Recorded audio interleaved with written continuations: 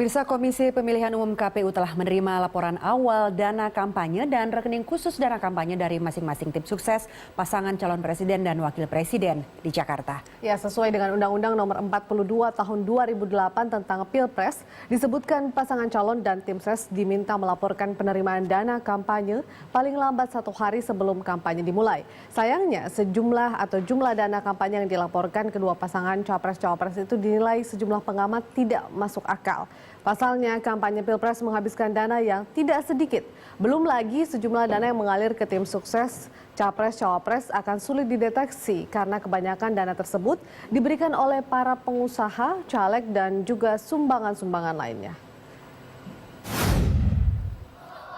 Komisi Pemilihan Umum telah menerima laporan awal dana kampanye dan rekening khusus dana kampanye dari masing-masing tim sukses pasangan calon presiden dan wakil presiden beberapa waktu lalu.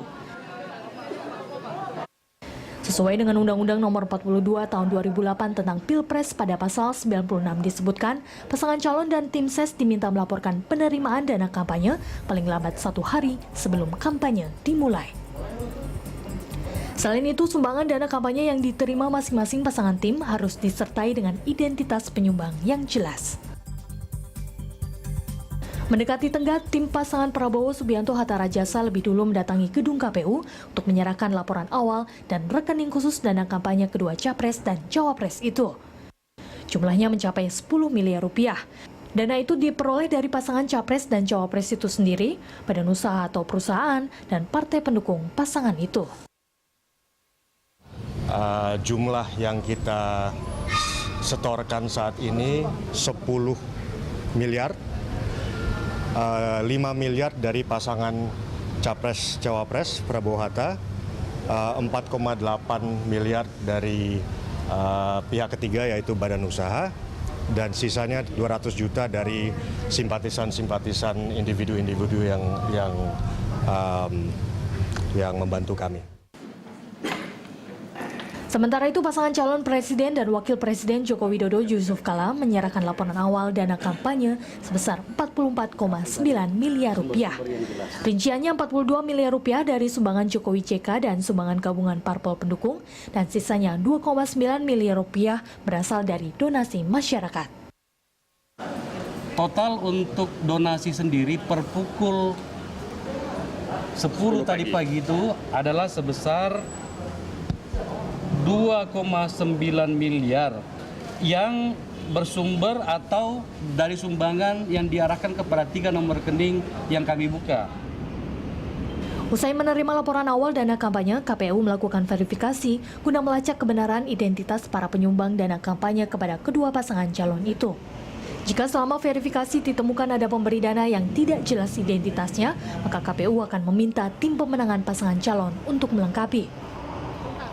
Ini memang belum ada aturan di dalam undang-undangnya, tetapi KPU sudah menempuh kebijakan, jadi mendorong siapapun juga yang melakukan kampanye, jadi pihak ketiga yang melakukan kampanye mendukung salah satu pasangan calon, dia harus melaporkan kepada tim kampanyenya. Sementara itu, besaran jumlah dana kampanye yang dilaporkan kedua pasangan capres-cawapres itu dinilai ICW kurang masuk akal. Pasalnya, tim pemenangan harus mengeluarkan dana cukup besar untuk beberapa pos seperti mencetak spanduk, kaos, pernak-pernik, dan atribut lainnya yang disebar di seluruh Indonesia.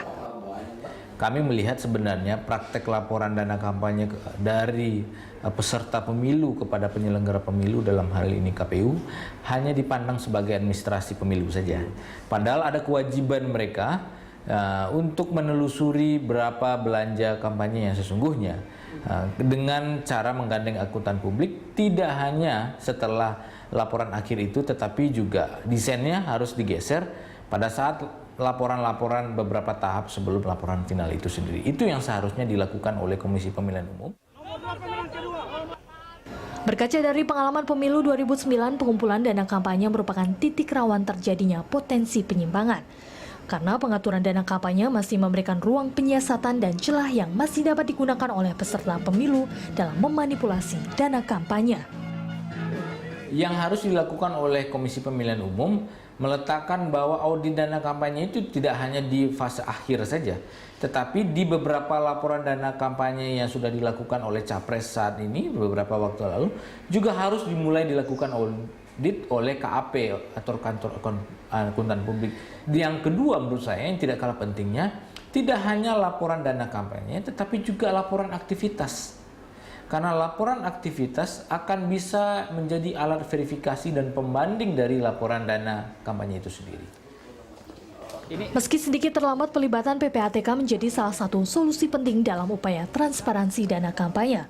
Kedepan, KPU akan memanfaatkan kerjasama dengan PPATK terkait pemantauan dana kampanye para capres.